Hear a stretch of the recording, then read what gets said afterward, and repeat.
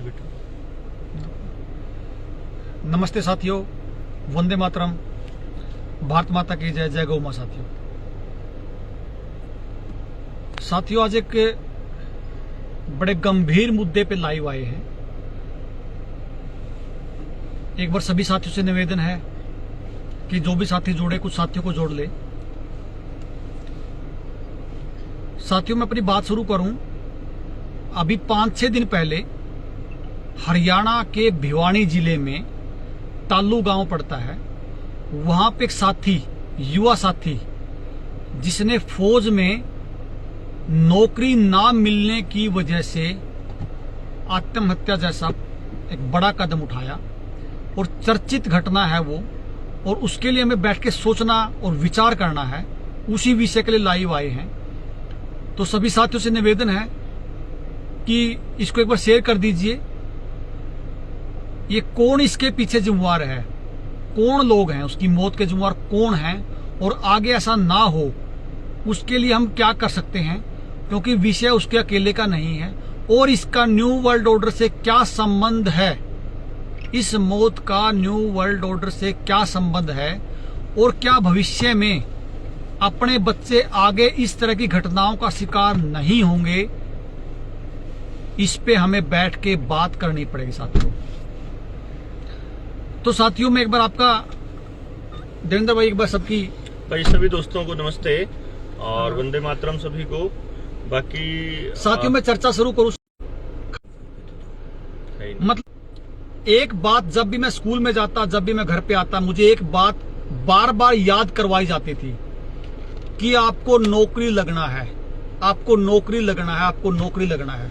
साथियों मैंने हरियाणा पुलिस का फिजिकल 12 बार क्लियर किया है, 12 बार।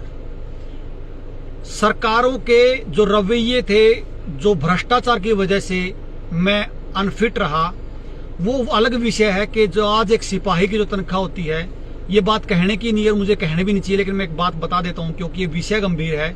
जो एक सिपाही की जो तनख्वाह होती है, वो परमात्मा के दया से आज इतना एक महीने में हम समाज के लिए खर्च कर लेते हैं। वो परमात्मा ने जो दिया उसका परमात्मा के लिए शुक्रिया अदा करते हैं। लेकिन वो जो बार बार, मुझे याद है जब मैं छोटा सा था, तो बार बार जो रिश्तेदार और जो घर वाले जो बार बार एक चीज को मैं बार बार वो एहसास कराते थे कि अगर नौकरी नहीं है तो आपकी जिंदगी जहन्नुम है, आपकी जिंदगी का कोई मतलब नहीं है। बल्कि और तो और आज तो इतना बुरा दौर है, जब मैं साथियों से, बच्चों से बात करता हूं, अगर वो किसी रिश्तेदारी में भी जाते हैं तो उससे ये पूछा जाता है कि बेटा आपकी नौकरी लगी कि नहीं लगी। मतलब रिश्तेदार भी आपको इज्जत इस बात पे देता है कि आपकी नौकरी है, आप बेरोजगार हो। रिश्तेदार भी इस बात पे आपको इज्जत देता है। साथियों बच्चों के साथ किस तरह टॉर्चर हो रहा है, बच्चे कहां जाएं, बच्चे के साथ जिस तरह इस समाज का जो बिहेवियर है, उसकी मौत का जिम्मेवार कौन है। देवेंद्र भाई साथ में हैं। देवेंद्र भाई सभी साथियों को नमस्ते दोबारा से फिर से। एक तो सबसे पहले हम उस बच्चे को श्रद्धांजलि अर्पित करेंगे अपनी, और हम ये चाहेंगे कि दोबारा से इस तरह की कोई ऐसी कोई घटना ना घटे और किसी के परिवार को ये वाला दुख जो है कम से कम सहन ना करना पड़े भविष्य में, कि उसे अपना बच्चा, मतलब सरकार की इस तरह की नाकाम जो उसकी व्यवस्था है उसके कारण वो अपना बच्चा खो दे। दूसरी बात, देवेंद्र भाई मैं एक बार रोकूंगा बीच में। देवेंद्र भाई सरकारी जॉब पे मात्र 1.5 एकड़ जमीन थी, गवर्नमेंट टीचर थे। साथियों आज उदाहरण है कि क्या आपका दौर था। देखो 1.5 एकड़ भी नहीं थी असल में, तो वो तो पापा तो यूज ही नहीं करते थे। मैं तो खेती नहीं करता था, मेरा खेती में मेरा बेसिक इंटरेस्ट नहीं था और आज भी नहीं है मगर सही बताऊं तो लेकिन क्या था कि जमीन भी नहीं है कोई। कैसा क्या होता है कि बड़ा जमींदार हो तो काम करते हैं। फिर नौकरी पे रहते हुए मैंने जब अपने फादर साहब को बोला, ये हालांकि अपने परिवार की बात होती है, कहनी चाहिए, लेकिन मैं आपको कॉन्सेप्ट बताता हूँ कि क्यों कह रहा हूँ मैं ये बातें। मैंने अपने फादर साहब को बोला कि पापा मुझे इस नौकरी में ना खुशी नहीं मिलती, मैं इसमें खुश नहीं हूँ। तो मेरे फादर साहब मुझे बोलते होते थे कि भाई ऐसा है, तेरे को ना बिना रिश्वत के मिल गई होगी, बिना उसके जुगाड़ के मिल गया है। लोग तो पैसे ले लेके घूमते हैं और तो ऐसे नहीं, फिर तेरे इंटरेस्ट के चक्कर में मतलब नौकरी थोड़ी खो देगा। तो मैं ये कहता था पापा बात ये है कि जिंदगी जो है ना वो नौकरी के लिए कुर्बान नहीं की जा सकती, जिंदगी जीने के लिए है। और मैं अपनी जिंदगी में ऐसा काम नहीं करना चाहता क्योंकि कुछ ऐसी चीजें हो गई थी उन दिनों में। आप ये समझिए कि एक टीचर था, मैं इंचार्ज था, यहाँ तक कि ये भी हुआ कि पूरे गांव के अंदर, मैं अगर आपको बताऊं महमूदपुर गांव में मेरी पोस्टिंग थी उन दिनों में, और मैं पूरे गांव में इस बात का, मैं ओपन प्लेटफॉर्म पे बोल रहा हूं तो महमूदपुर गांव के लोग भी सुन रहे होंगे जरूर, कोई ना कोई। इसको शेयर कर दीजिए, इसको शेयर करते हैं। वहां पे सबको मालूम था कि मैं कितनी ईमानदारी से वहां काम कर रहा था, लेकिन उसके बावजूद भी आपस की बहस के चक्कर में लोगों ने हम पर मिड डे मील तक के आरोप लगाए टीचर्स के ऊपर। मैं पापा को ये बोला कि पापा यार, अगर मैं ईमानदारी से अपनी जिंदगी गुजारूंगा और अगर रिटायरमेंट से पहले इस तरह का कोई आरोप लग जाता है केवल इसलिए क्योंकि प्राइवेट स्कूलों को मेरे वहां होने से नुकसान हो रहा था, मेरे प्राइवेट स्कूलों की स्ट्रेंथ घट घट के सरकारी स्कूल में बच्चे दाखिला ले रहे थे, तो प्राइवेट स्कूलों ने षड्यंत्र रचा कि उन लोगों को बोल के कि इसके ऊपर आरोप लगाओ, इसको बदनाम करो। और फिर मैंने पापा को बोला कि पापा, अगर मान लीजिए मैं अपनी जिंदगी में बहुत मेहनत करके काम कर रहा हूं, पहली बात तो मैं खुश नहीं हूं, खुश रहते हुए मैं काम करता रहा और बुढ़ापे में अगर मान लो इस तरह की कोई चीज होती है तो क्या होगा। तो उस टाइम फादर साहब बोले, भाई देखो, मैं तो नहीं कहता और दुनिया भी नहीं कहेगी, कोई रिश्तेदार नहीं कहेगा, दोस्त नहीं कहेगा। उसके बावजूद मैंने एक चीज डिसीजन लिया कि देखो, मैं एक माइलस्टोन की तरह काम कर रहा हूं। मैं इसी चीज पे काम कर रहा था कि किसी बच्चे की अल्टीमेट हैप्पीनेस क्या होती है, उसको असलियत में जिस काम में मजा आता है ना, जिस काम में भी उसको मजा आता है। जैसे मैं अपने बच्चे को भी बोलता हूं कि बेटा, तेरे को अगर किताबें पढ़ने में मजा आता है तो मैं तेरे को किताबें पढ़ने से पैसा कैसे कमाना है वो हम सिखाएंगे। तेरे को अगर पैदल चलने में मजा आता है, खेलने में आता है, गाड़ी ड्राइव करने में आता है या कुछ और करने में आता है, बोलने में आता है, तो हम बोल करके पैसा कमा सकते हैं, अगर पैसा ही कमाना बहुत पर्पस है तो। लेकिन असलियत में क्या है कि समाज के अंदर आपको एक चीज चाहिए होती है हर इंसान को, एक बेसिक रिस्पेक्ट, इज्जत, और एक उसकी समाज के अंदर एक स्वीकार्यता कि उसको समाज ने स्वीकार कर लिया। आज जो बात अभी सुशील भाई बोल रहे थे कि इस तरह के हालात हो गए हैं कि लोग ये पूछते हैं कि क्या करते हो और उसके बाद डिसाइड करते हैं कि आपको कितनी इज्जत देनी है। यही कारण है कि कुछ लोग नौकरी के लिए दौड़ रहे होते हैं। मैं बता रहा हूँ कि जो कुछ पड़ोस में बच्चे हैं, हाँ, वो रिश्तेदारी में इसलिए नहीं जाते क्योंकि उनकी जॉब हाँ, लगी। मतलब हाँ, वो रिश्तेदारी में इज्जत उन्हीं बच्चों की होती है जिसकी जॉब लगी होती है। मतलब आप नौकरी, आप शादी कर रहे हो तब आप इस तरह की चीजों को गौर कर रहे हो, जब आपने व्यवस्था बनाई नहीं है अपने बच्चों के जयस्थान के लिए और उस स्वीकार्यता आपने दे नहीं रहे हो, तो वो बच्चा कोशिश करेगा कि नौकरी के लिए मैं तैयारी करूं क्योंकि नौकरी वालों की ही इज्जत समाज कर रहा है। अब आप सोचिए, सरकारी नौकरी की ही अगर मैं बात करूं तो केवल 1% जो बच्चा है जो पास आउट होता है, तो हर साल केवल 1% बच्चे को ही प्लेसमेंट मिलेगी। इससे ज्यादा नौकरी ही नहीं है टोटल मिला के। हाँ, गवर्नमेंट। प्राइवेट भी अगर आप मिला दोगे तो 3 या 4% से ऊपर नहीं है।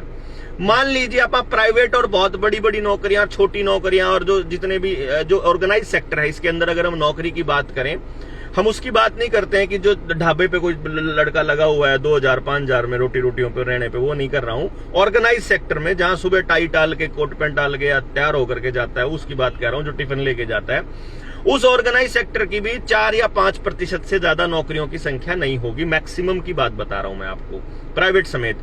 तो अब आप मान लीजिए कि 100 बच्चे पास आउट होते हैं किसी गांव के अंदर। आप ही बताइए, क्या साल में 5 बच्चों को नौकरियां मिलती हैं? नहीं मिलती हैं। तो अगर 5 बच्चों के लिए भी आपके समाज में जगह नहीं है तो जो 95 बच्चा है वो कहां जाएगा?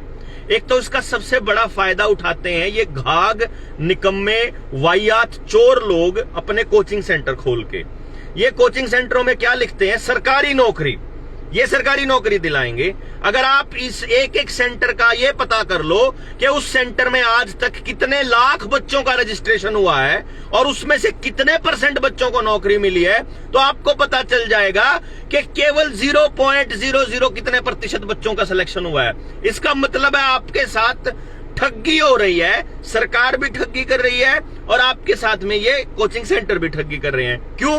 क्योंकि इन्होंने टेलीविजन के जरिए आप लोगों के दिमाग में एक बात डाल दी कि नौकरी जो है वो बहुत इंपॉर्टेंट है, और आपस में समाज में भी इन चीजों को बहुत तवज्जो दे दी।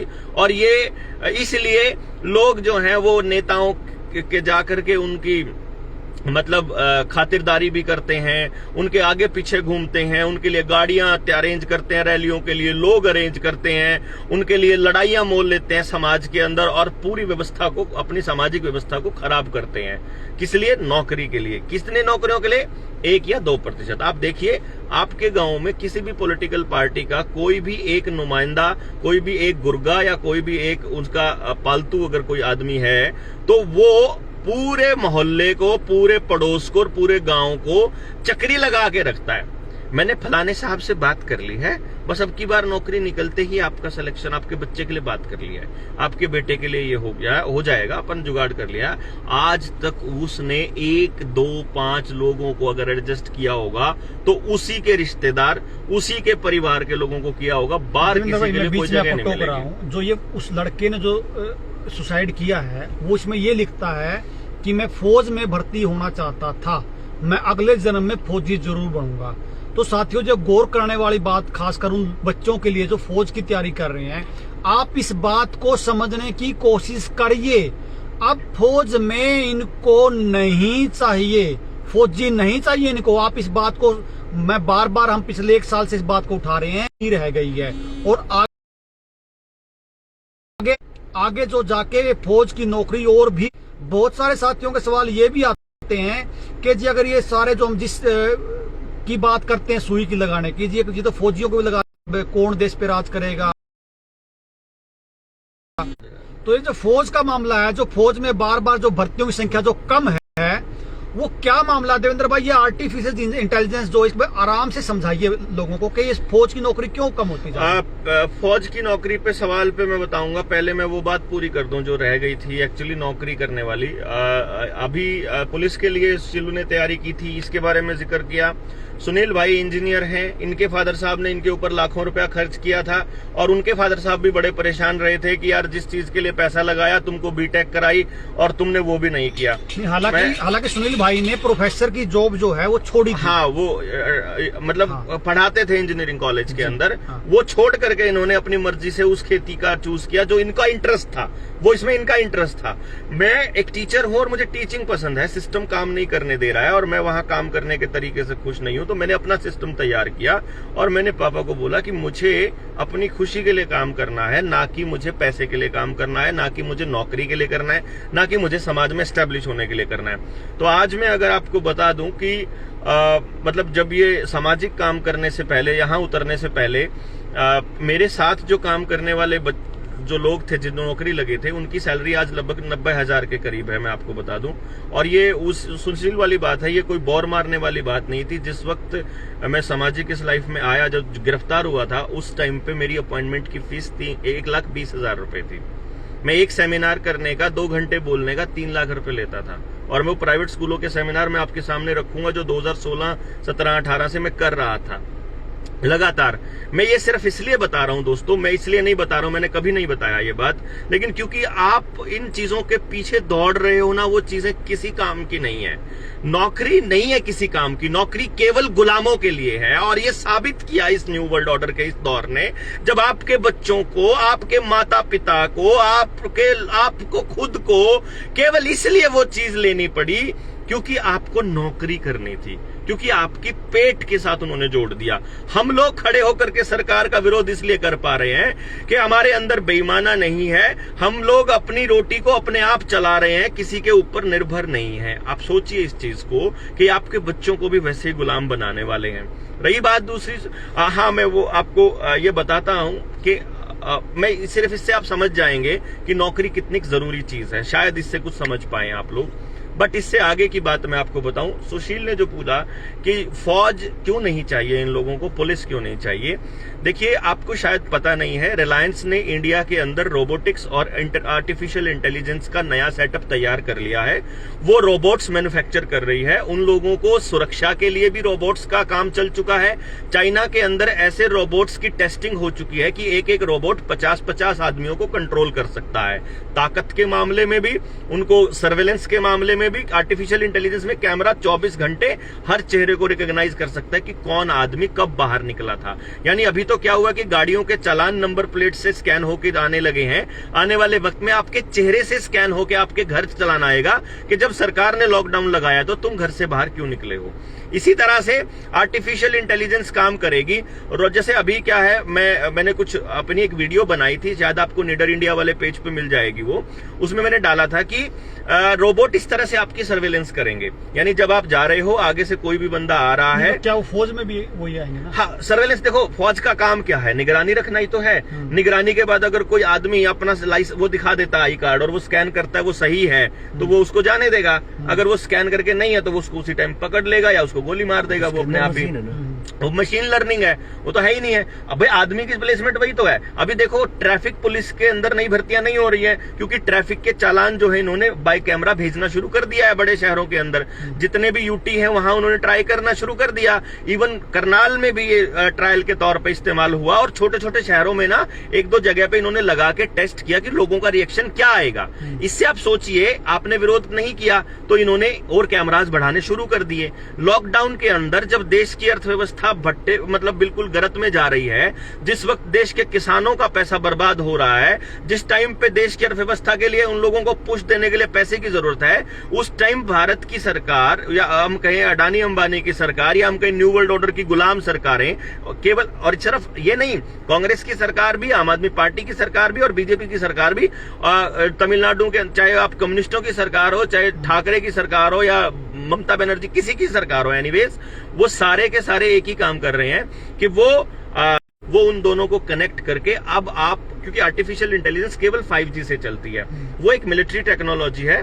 देवेंद्र भाई, मुझे जो मैं समझ रहा, मैं भी समझना चाहता हूँ। मान लीजिए जो जैसे भारत को सेना की जरूरत क्यों है, अड़ोस पड़ोस के देशों के खतरा के लिए, तो क्या ऐसा भी है कि मतलब जो न्यू वर्ल्ड ऑर्डर के तहत जो है, क्योंकि लड़ाने वाले भी यही हैं, कंप्रोमाइज कराने वाले भी यही हैं, बिल्कुल। तो इनको अगर ये चाहेंगे तो देश कोई लड़ेगा ही नहीं। तो ऐसा भी क्या है कि मतलब आगे ये जो लड़ाई है, यही अगर ये लोग बंद ही करवा दें तो लड़ने की जरूरत भी कहाँ से पड़ेगी? ये जो one world, one government, one health, one card, one UHID, one मतलब करेंसी, ये सब कुछ जो वन करने जा रहे हैं ना, या ग्लोबल लेवल के ऊपर, इसको करने के लिए ये लोग बहुत सारे षड्यंत्र रचेंगे। अगर वन करेंसी करने के लिए डिजिटल करेंसी का होना बड़ा जरूरी है। फिर वन अगर आपको आर्मी खत्म करनी है तो उसके लिए वन वर्ल्ड बनाना, इनका ये कहते हैं army less, borderless India, borderless मतलब वर्ल्ड बनाना है कि किसी देश को किसी देश से कोई खतरा नहीं है। और ये केवल तब संभव है जब सब जगह आवाजाही पूरी तरह से कंट्रोल्ड हो आर्टिफिशियल इंटेलिजेंस से। मैं आपको थोड़ा सा वापस लेके आ रहा हूँ। आप बच्चों के बारे में आपका बहुत ज्यादा रिसर्च है, इस तरह की घटनाएं ना हो, और इस घटना के पीछे माँ बाप कितने जिम्मेवार हैं, और किस तरह इस बच्चों को इस बात से हम बचा सकते हैं, उस पर थोड़ा सा एक बार बात करें। देखो, एक तो चीज आपको ना एक काम करना पड़ेगा आज से ही। अगर आप सच में अपने बच्चों से प्यार करते हो तो अपने बच्चों से प्यार अनकंडीशनल कीजिए। देखिए, आपको ये मानना पड़ेगा कि आपका बच्चा नौकरी लगे ना लगे, वो कम पढ़े, वो ज्यादा पढ़े, वो शरारत करे या कुछ भी करे, उसमें बच्चे की कोई गलती नहीं है। मैं आपको ये बात बता रहा हूं, मैं इस पक्ष का हूं कि मेरे बच्चे ने अगर गाली देनी सीखी है, अगर उसने कोई भी गाली देनी सीखी है, तो उस गाली का एक एक अक्षर, उस गाली का एक एक मात्रा उसने इसी समाज से सीखा है। तो इसका मतलब है कि अगर आपको अपने बच्चों के व्यवहार पे काम करना है तो समाज पे काम करना पड़ेगा। दूसरे नंबर पे, अगर आप चाहते हो कि आपके बच्चे के लिए कोई ना कोई व्यवस्था बने, तो आपको इस बात पे भी काम करना पड़ेगा कि आपके पड़ोसी के बच्चे के लिए व्यवस्था बने, क्योंकि आपका बच्चा कंपटीशन में तभी आएगा जब उसे एक पड़ोसी के बच्चे से आगे निकलना होगा, या उस पड़ोसी का बच्चा उससे आगे निकल रहा होगा। तो दूसरे नंबर पे आपको सभी बच्चों के लिए काम करना होगा। जो हमारे बुजुर्ग कहा करते थे कि बच्चे तो सबके साजले होते हैं, उस वाले कॉन्सेप्ट पे काम करके पूरे गांव को मिलके इन बच्चों के लिए काम करना होगा, जिसमें आपका बच्चे के लिए काम भी हो जाएगा। तीसरे नंबर पे, आप अपने बच्चे को रेगुलरली एक बात बताइए कि देखो बेटा, तुम्हारे नंबर कितने भी आए, तुम मेहनत करो ईमानदारी से, लेकिन जितने भी नंबर आते हैं उसके लिए तुम्हारा टीचर जिम्मेदार है, तुम जिम्मेदार नहीं हो। तो सवाल जाके टीचर से पूछिए कि तुमने क्यों नहीं पढ़ाया। तुमको फीस देते हैं ना, तुमको बोला हुआ है ना, तुम बताओ तुम्हें बच्चा कब चाहिए, हम तुम्हें उसी टाइम भेजेंगे, तुम करिए इसके लिए। तो आप एक चीज सोचिए ना, आपके 10 लाख बच्चों ने फॉर्म भरा है, 1000 सीट है किसी पेपर के लिए या किसी पोस्ट के लिए। क्या दुनिया की कोई ताकत 1000 से ज्यादा बच्चों को नौकरी दिला सकती है? जब सीट ही 1000 है तो चाहे आप जितनी मर्जी मेहनत कर लीजिए, अगर मान लो भाई मेरा बच्चा अगर उसमें फर्स्ट आ जाएगा तो सुशील का बच्चा सेकंड आया, वो पीछे रह जाएगा, वो नहीं आएगा। तो इसका ये मतलब थोड़ी ना है कि सुशील का बच्चा निकम्मा है। उसका केवल ये मतलब है कि वो उस बच्चे की तरह जो फर्स्ट आया था उसकी तरह रट्टे नहीं मार पाया, वो उसके जितना नहीं सुविधा उसका बाप दे पाया या उसकी तरह। बस केवल ये 1000 लोग, तो क्या यही लकी रहेंगे?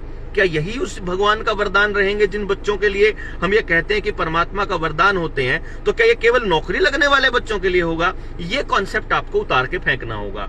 अगले नंबर पे, अगर बच्चों को जगह नहीं मिल रही है, अगर उनका रोजगार नहीं मिल रहा है, तो उसकी जिम्मेदार सरकारें हैं, उसकी जिम्मेदार व्यवस्था है, उसकी जिम्मेदार समाज है, उसका जिम्मेदार उसके माँ बाप है, पड़ोस है, सरपंच है, एमएलए है, एमपी है, सरकार का कोई भी नुमाइंदा है, मुख्यमंत्री से प्रधानमंत्री से लेके कोई भी। लेकिन भाई वो बच्चा नहीं है, वो बच्चा अब आज किसी का बच्चा पैदा हुआ है, मान लो सुनील का बेटा 2.5 साल का है आज, वो बच्चे को क्या देना है ये सुनील डिसाइड करेगा। उस बच्चे को कैसा बनाना है उसका समाज डिसाइड करेगा, और उस बच्चे को समाज के लिए उपयोगी कैसे बनाना है ये समाज और व्यवस्था को देखना है। ये वो बच्चा थोड़ी ना देखेगा, उसे तो कुछ नहीं पता है। आप उसको गालियां सिखाओगे वो गालियां देने लग जाएगा, आप टेलीविजन में उसको छोटा भीम दिखाओगे वो उसकी तरह करने लग जाएगा, वो आप उसको वहां वीडियो गेम दिखाओगे वो बंदूकें चलाने लग जाएगा, आप उसको पढ़ने के लिए बोलोगे और वो पढ़ने के लिए पैदा नहीं हुआ है। क्योंकि मैं ये बात बोल रहा हूँ, बच्चों पे बहुत लंबी रिसर्च है और ये बहुत जल्दी आपके सामने हम ला के आएंगे। जैसे सुनील ने अपने हेल्दी इंडिया नेचुरल इंडिया के चैनल के ऊपर अपना खेती के ऊपर रेगुलरली अपडेट देने के लिए लाइव चलाना शुरू किया हुआ है, वैसे ही हम एजुकेशन पे देना शुरू करेंगे। और हेल्थ पे सूर्या केतु वाले चैनल पे सुशील ने ऑलरेडी शुरू कर दिया है उसके ऊपर कि आपको किस मौसम में क्या खाना चाहिए क्या नहीं। ऐसे ही हम एजुकेशन पे आपको वो चीजें देंगे कि आप अपने बच्चे की काबिलियत को कैसे पहचानें और उस बच्चे की उस काबिलियत को उसी के अकॉर्डिंगली किस तरह से निखारें, और निखारने के बाद उसको समाज के अंदर कहां प्लेस देना है, उसको क्या प्लेसमेंट करनी है, इसको तय करें और उसके लिए कोशिश। मेरे मित्रों में हैं, आप सिर्फ एक बात समझिए, वो बच्चा जिम्मेदार नहीं है। तो ये मैं कई बार अपने भाषणों के अंदर बोलता हूं, सबसे बड़ी भर्ती आज तक हरियाणा में पिछले 8 साल के अंदर एक भर्ती हुई है जो ग्रुप डी की भर्ती हुई थी। 18,000 भर्तियां निकली थी, उसमें से लगभग 10,000 बच्चे जो हैं वो नौकरी छोड़ के जा चुके हैं, क्योंकि वो सारे के सारे IAS, HCS, PCS, bank PO और HDM के लेवल की तैयारी कर रहे थे। उसमें PhD लोग भी थे, M.Tech लोग भी थे, वो छोड़ गए उन नौकरियों को, बहुत सारे लोग। अब रह गए जो लोग वहां बचे, उन लोगों को आप गौर से समझिए कि 22 लाख बच्चों ने फॉर्म भरा था उन दिनों में। हम पूरा एग्जैक्ट फिगर तो नहीं पता है, मान लो 22 लाख समथिंग हो, लेकिन मैं ये मान के चलता हूं कि पूरे 22 लाख फार्म भरे गए। अगर 18,000 भर्तियां हैं तो 21,82,000 बच्चे बच गए जिनका सिलेक्शन नहीं होगा, उस भर्ती में उनका सिलेक्शन कभी नहीं होगा। तो आप सोचिए, वो 21,82,000 माँ बाप अगर अपने बच्चों को रोज ये कहेंगे या हर तीसरे दिन ये ताना मारेंगे कि तू बकवास मत कर, तेरे से तो चपड़ासी का पेपर भी पास नहीं हुआ था, तो सोचिए उस बच्चे की मनोदशा पे क्या असर होगा। कोई भी बच्चा आत्महत्या क्यों करता है, कोई भी बच्चा अपनी जान क्यों देता है, मालूम है क्यों देता है? उसका एक बहुत बड़ा कारण है कि उसे और कोई रास्ता नजर नहीं आ रहा। वो रास्ता, यानी क्या हमने समाज में, पूरे गांव में कोई एक आदमी भी ऐसा नहीं बनाया है कि जब वो बच्चा अपने प्रशासन से, अपने समाज से, अपने लोगों से, अपने माँ बाप से दुखी हो जाए कि मेरे माँ बाप चाहते थे मैं नहीं कर पाया, मैं बड़ा निकम्मा बच्चा हूं। कई बच्चे इतने इमोशनल होते हैं जो अपने माँ बाप की खुशी के लिए अपनी खुशी को दांव पे रख देते हैं। हम जैसे निकम्मे नहीं होते हैं सब, हम जैसे निकम्मे नहीं होते हैं, जैसे हम लोग हैं। हमने अपने माँ बाप को दुखी किया जब हमने नौकरियों में सिलेक्शन भर्तियां में नहीं रहे। हमने अपना सोचा कि हम खुश कैसे रहेंगे, क्योंकि हमारा सोच ये थी कि हम खुश रहेंगे तो हम अपने परिवार को, अपने बच्चों को, अपने फैमिली को, अपने माँ बाप को खुश रखेंगे ना। क्योंकि खुशी कोई किसी के ऐसे थोड़ी ना है कि पैसों से खरीदी जा सकती है, फिर तो सिर्फ अमीरों को ही खुश रहने का अधिकार होता ना। तो हम ऐसे नहीं होता हर कोई। कि भाई जो सोचता है सोचते रहे। अभी भी जैसे लगे हुए हैं लोग, पता नहीं क्या क्या बोलेंगे, हम कहते हैं नहीं, हमें जो ठीक लगता है हम वो कर रहे हैं। तो इसी तरह सब बच्चे नहीं होते हैं। करीब करीब 80-85% बच्चा इमोशनल होता है, जो केवल इसलिए डिसीजन लेता है कि उसके माँ बाप या उसके टीचर ऐसा चाहते हैं। तो आप लोगों को ये बात सोचनी पड़ेगी कि उम्मीदें नहीं रखिए बच्चों से, बच्चों को तैयार कीजिए जिंदगी के लिए। उनको थोड़ा स्ट्रेस झेलना सिखाइए, और स्ट्रेस झेलने के लिए एक खेल सबसे बेहतर साधन होता है घर से निकल के करने का, और एक खेत सबसे बढ़िया साधन होता है। आप अपने बच्चे को कहीं भी खेत में कम से कम सीजन के टाइम पे काम में जरूर उसको इस्तेमाल कीजिए, उसको लेके जाइए, उसको काम में हिस्सेदार बनाइए। आप जितना नेचर के साथ अपने बच्चे को रखेंगे उतना बच्चा स्ट्रांग बनेगा, उतना बच्चा किसी बुरे टाइम में अपने आप को, अपने दुखों को, अपने परेशानियों को झेलने के काबिल बनेगा। उतना ही वो बच्चा अपने दोस्तों की दुख दर्द को सहन करने की और उनको समझने की ताकत हासिल करेगा। तो सबसे ज्यादा जरूरी है आप अपने बच्चे को काम करने के लिए, काम के प्रति इज्जत देना सिखाइए उसको, और उसे ये बताइए कि कोई काम छोटा बड़ा नहीं होता है, बशर्ते कि आपको उस काम में मजा आना चाहिए। मतलब आपको जिस काम में भी अच्छा लगता है आपको वो काम करना सिखाना है अपने बच्चे को, उसी के लिए अपने बच्चे को प्रमोट करना है, उसी के लिए उसको उत्साहित करना है, उसी के लिए उसको मोटिवेट करना है कि बच्चे तुमको वो करना है जो उसमें तुम खुश हो, और उसके लिए व्यवस्था बनानी पड़ती है। वो व्यवस्था कैसे बनेगी उसके ऊपर चर्चा की जा सकती है। आप अपने गांव में सेमिनार बुला सकते हैं, युवा बैठ के इस पे चर्चा कर सकते हैं। युवाओं को हम लोग ट्रेनिंग दे देंगे कि सारे बच्चों का टैलेंट पता लगा के उसके हिसाब से काम करें। सरकारें नहीं करेंगी मेरे दोस्तों। माँ बाप से गुजारिश है कि आप अपने बच्चे को बचाने के लिए आपको पड़ोस के बच्चे को बचाने की कोशिश करनी पड़ेगी।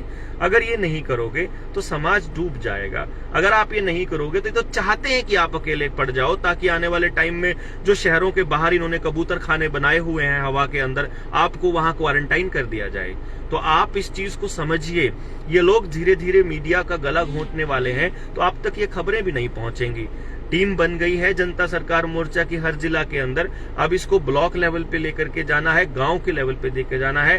आपके हाथ में कमान है। आप अपने बच्चों के लिए कुछ करेंगे कि नहीं करेंगे? हम लोग दिलो जान से लगे हुए हैं, आपको भी वैसे ही लगना पड़ेगा, ताकि आप आने वाले वक्त में इन नौकरियों के जंजाल से अपने बच्चों को बचा सकें। नौकरियों का लालच बिल्कुल जीरो करना पड़ेगा। जीरो। नौकरी केवल वो करे जो समाज का सबसे निकम्मा बच्चा है। इस तरह की सोच जो हमारे पूर्वजों की थी कि खेती सबसे उत्तम है, इनको जमीनें चाहिए भाई। 12,000 एकड़ रिलायंस ने खरीदी थी झज्जर से गुड़गांव के बीच के एरिया में। आपको पता है क्यों? क्योंकि किसानों को ये एहसास कराया गया कि खेती में कुछ नहीं रखा है, तो किसानों ने अपने हाथों से उनको दे दिया। क्योंकि उनकी जमीनें 4-4 करोड़ रुपए, 5-5 करोड़ रुपए में खरीदी कुछ, जो गुड़गांव के नजदीक की थी प्रति एकड़, और उसके बाद वो 1 करोड़ 2 करोड़ तो नॉर्मल हो गया। तो उन लोगों को लगा कि भाई 50,000 की नौकरी करने से बढ़िया है 1 करोड़ रुपया रखो और उसका ब्याज ब्याज में अपनी जिंदगी काटो।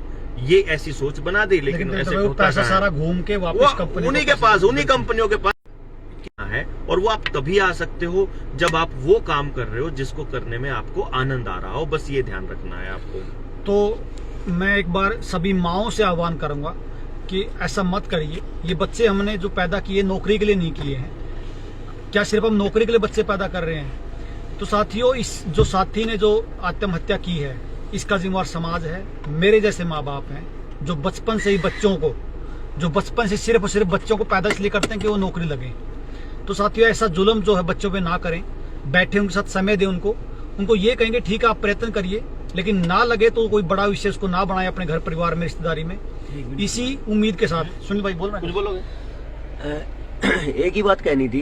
कई बार हम जैसे फिल्मी डायलॉग की बात करते हैं, मुझे एक बात याद आई डायलॉग की भी, कि हर माँ बाप ये कहता है कि बेटा तू नौकरी लग गया तो ऐसा करेंगे वैसा करेंगे, लेकिन ये तैयारी कोई नहीं करता कि नहीं लगा तो क्या करेंगे। बिल्कुल। जब इतने बड़े लेवल का स्ट्रेस झेलता है एक बच्चा, उस स्ट्रेस का रिलीफ है वो नौकरी लगने के बाद तो बोल दिया उन्होंने, लेकिन नहीं लगा तो उस स्ट्रेस का क्या होगा, इसकी तरफ कोई चर्चा नहीं है। अभी दुपेडी गांव में एक साथी है और एक दूसरे गांव का साथी है, वो दोनों तैयारी कर रहे थे IAS की। एक साथी लग गया, रिवेन्यू सर्विसेज में लग गया, वो हमने बुला लिया, और वो साथी भी जो दूसरा था जो नहीं लगा वो भी बैठा हुआ था। मैंने जानबूझ के उस आईएएस सिलेक्टेड आईएएस को पूछा कि भाई इस भाई की नौकरी नहीं लगी और आपकी लग गई है, आपको क्या लगता है कि इस भाई के ज्ञान में और आपके ज्ञान में कितना अंतर है? तो उस आईएएस ने ये कहा कि भाई है ना, सीधी बताऊं कि मेरा क्लिक हो गया और इसका नहीं हुआ। लेकिन उस क्लिक न होने का परिणाम ये आया कि वो जो साथी सिलेक्ट नहीं हुआ था, जो डिप्रेशन में है, नहीं हुआ था जिसका नहीं हुआ था। हाँ। तो समझने की बात यह है कि एक चीज जो मैं शुरू में मैं बोल रहा था, वही बात लास्ट में यही है कि अगर हम नौकरी लग गए तो ऐसा करेंगे वैसा करेंगे, वो तो तैयारी है बच्चे के लिए, लेकिन अगर नहीं हुआ तो क्या करेंगे, ये अपने बच्चे के लिए तैयार रखिए। ठीक, बहुत बढ़िया जी, बहुत बढ़िया।